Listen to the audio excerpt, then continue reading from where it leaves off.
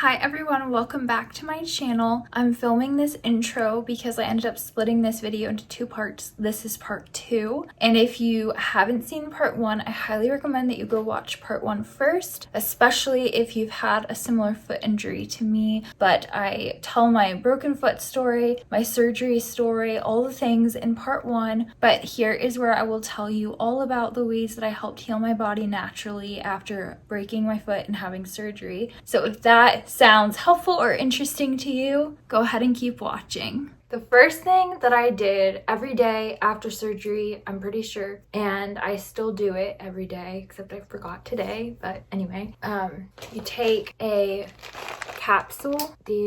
It's backwards on the camera, but they're veggie based capsules. See right there? And I have Young Living Vitality. This is ginger and copaiba. Both are anti-inflammatory. And I put, I think, 3 drops each in the capsule, and you take it like a supplement, and it helps naturally with inflammation. There's definitely days where I used ibuprofen, but it just kind of was proactive against swelling and discomfort and pain. The second thing I did pretty much from the time I got when I got the splint off, your skin is going to be cracked and dry and falling off. Okay, it's disgusting, but it's the case. So I was like, what's the best moisturizing, revitalizing lotion that I can put on my foot? And we had this Aquaphor.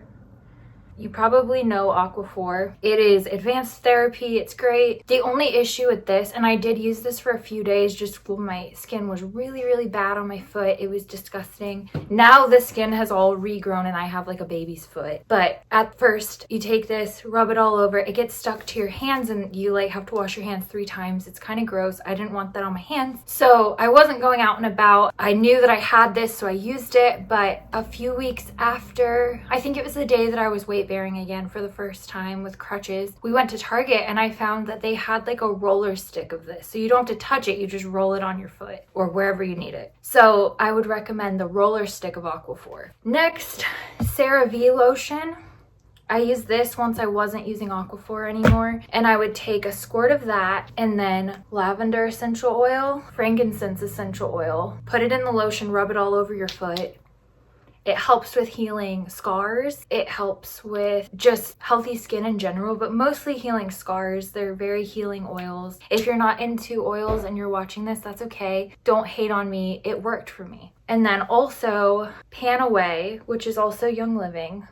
My label's coming off, but this is just fraction coconut oil in a roller that I made. But the Panaway oil is good for achy muscles. So once I was in the boot, out of the splint in the boot, and I think I was weight bearing, my ankle would get really sore from being in the boot, and then from walking on it, it would get really sore because it wasn't used to that. So I would roll this on pretty much morning and night after I showered, on my ankle, on my foot, underneath, on top, everywhere, and then I rub it in really well. And I think it helped with the aches. Another thing that I used really early on, and this is what got me into Young Living, Deep Relief. This is the oil. I actually haven't used this because I got it free this month with my order, but there's a roller for Deep Relief, which is the same mixture. It's mostly peppermint, but there's some copaiba and other anti-inflammatory, anti-pain oils. And my friend who sells Young Living gave me a Deep Relief roller, and she was like, this will help. This was before I think I was even diagnosed with a fracture. It was just like swollen, bruisey, nasty foot, and she gave it to me at church and was like, take this, it'll help. I used like the whole rest of the roller and I was like, this is amazing. I'm actually gonna order more of this. I'm gonna order a starter kit. I'm gonna go crazy. So that roller is good not only for swelling and pain in your injured part of your body, but also for back pain, any kind of soreness. I recommend Deep Relief, but I used it on my foot in the early stages of bruising and swelling. Now, something that I used, this was like starting a week after surgery because it took a while for it to come, was a calcium supplement, which is something that I read online. This is Calciven. I researched the best kind because some supplements have to have other things in them to help them absorb into your body. Sometimes a high dose of a supplement is not necessarily better. A lower dose with vitamins that help it absorb is the best bet. So this is Calciven Natural Bone Support. There were 30 capsules in here. It was like $40, so it's kind of expensive. But I purchased this twice. So I took this for 60 days and then I was like, I think we're good. That was after I got a great report and an x-ray from the doctor that was like, you're good to weight bear, you're healed. I was like, I'm good, I don't need this anymore. But it has calcium, vitamin D3, magnesium, vitamin K2, MK-7, and boron, as well as probably a few other things.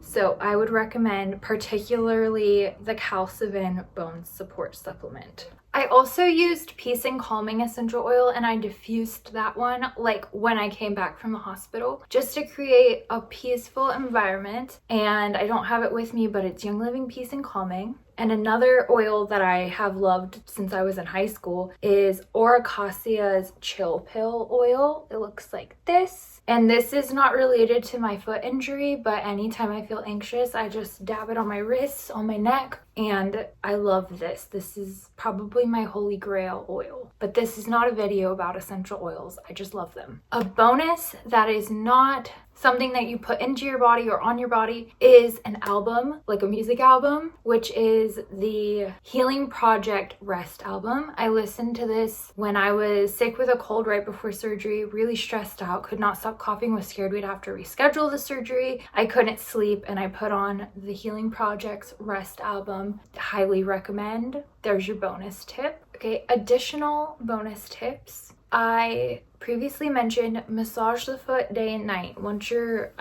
probably, I don't know about before surgery, but after I got the splint off, it was healing time. I would massage morning and night. It was great. A tip that my coworker who broke her ankle just months before me, was just getting back on her feet when I hurt my foot. She said, when you're in a splint or a cast, do not eat salty food. And I was like, okay, good tip, cool. Of course, I ate Taco Bell 2 days after my surgery, and the amount that your foot swells, it's already very swollen. And when you have salty food, it expands even more, just worse. And it hurts because there's nowhere for it to go when it's in a splint or cast. And when you're in a boot, your foot swells. Like, your foot's gonna swell for a little while after surgery for months. But do not eat salty food when you're in a cast or a splint, trust me. Another thing that was a must-have for me that I just stopped using a couple weeks ago, and it's embarrassing, but it's real life, is a transfer bench for the shower. Now there's shower chairs and transfer benches. My grandma had both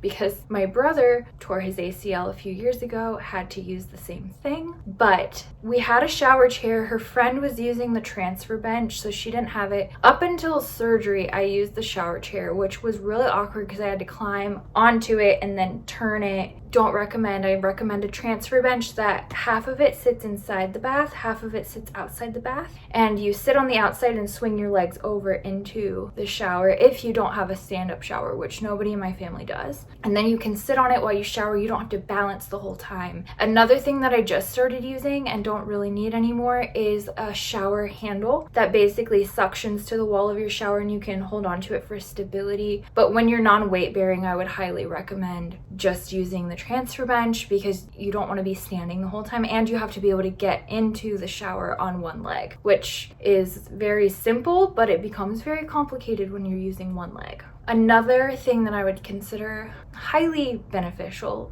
if not a must-have, is this shower sleeve that you can put. It's like a huge bag. It's from Walgreens. It's like their brand. And it's like a huge bag that's shaped roughly like a foot. And you can pull it over your cast so you don't get that wet. Because the first 2 weeks after surgery, for me personally, I had a splint that I could not get wet. And I hesitated to even, obviously you gotta shower, but I waited a couple of days to shower because I did not want to fiddle with that. And another tip, in those days before I was showering, baby wipes and lavender essential oil are the best way to give yourself a bath when you can't take a bath. Enough said, trust me. And that is all of the things that I use to help me heal naturally. Thanks for watching this video. I hope that it was helpful. And I think I might have mentioned in the video that I don't sell Young Living, but I think there is a code that I can share with you and it might credit me in some way, but really this is not about me. If you think these things would be helpful to you as they were to me, then I will leave that linked below so that you can get some Young Living for yourself. But thank you for watching this video, and I hope that you have a really great rest of your day.